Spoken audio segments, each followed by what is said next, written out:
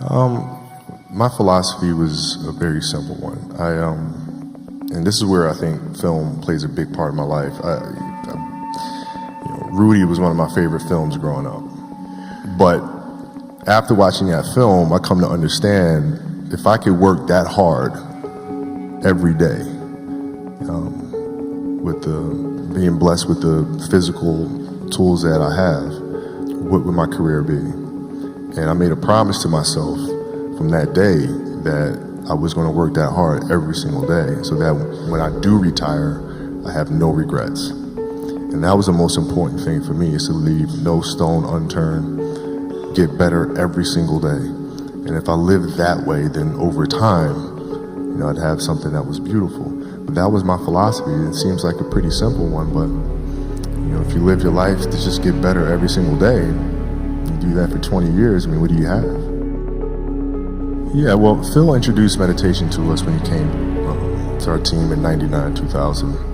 And it was something that I instantly gravitated to because I could see the effects.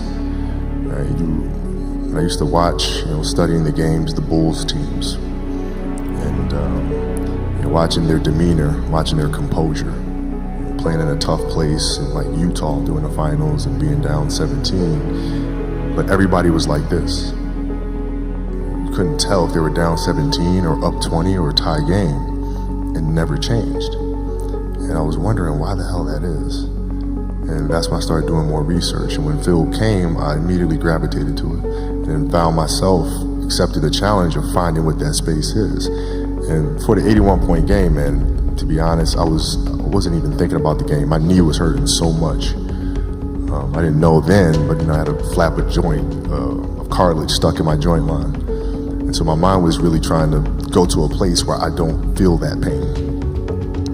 And the game started, and because of that, I was just in a different space. I wasn't worried about what was to come. I wasn't worried about what just happened. I was just here. And when you're just there in the moment, playing plays right in front of you, your focus is heightened because nothing else matters.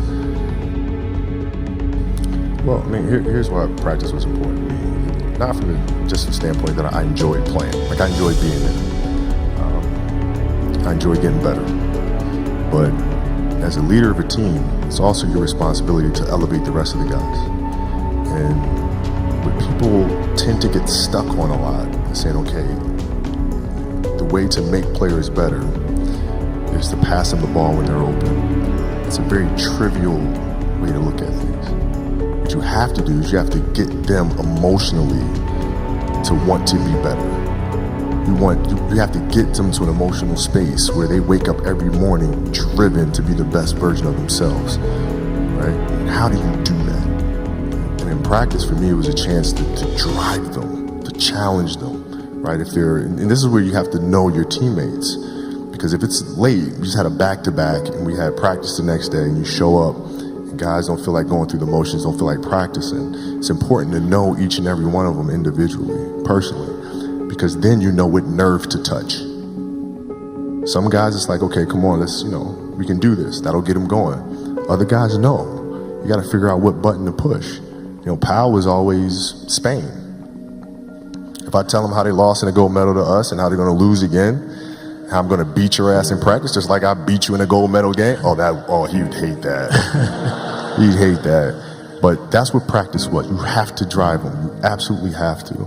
And if practice is more intense and harder than a game 7 will be, then a game 7 will be easy. But if it's not, then that's when teams start folding and capitulating.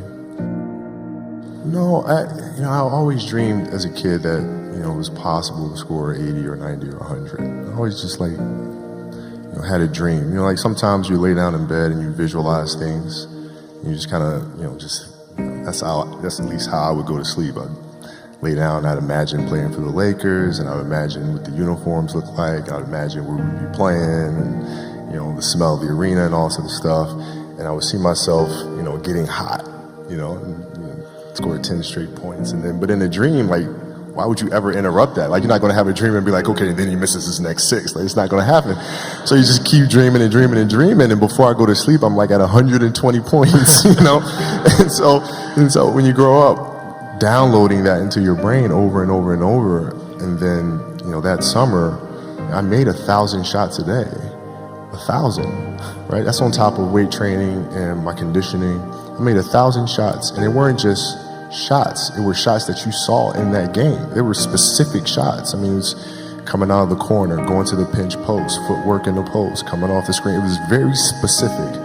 So when you download that into your system and you go out in the court and you're just executing things that you've done thousands of times before, and you have that dream, then that becomes possible. That would be the way you would express it. Sure. Well, no, I mean, it's that's the trick, isn't it? It's finding what you love to do. When we talk about hard work all the time, it's like, man, if you got to get up every single morning and remind yourself how hard you need to work, you probably need to choose a different profession, because that shouldn't be there. Because I wake up in the morning excited to get to it. If I'm not training, I'm missing it. If I'm not watching a game of basketball, I miss it. There's no place I'd rather be. And if you have that feeling, then you're truly doing what God has put you on this earth to do.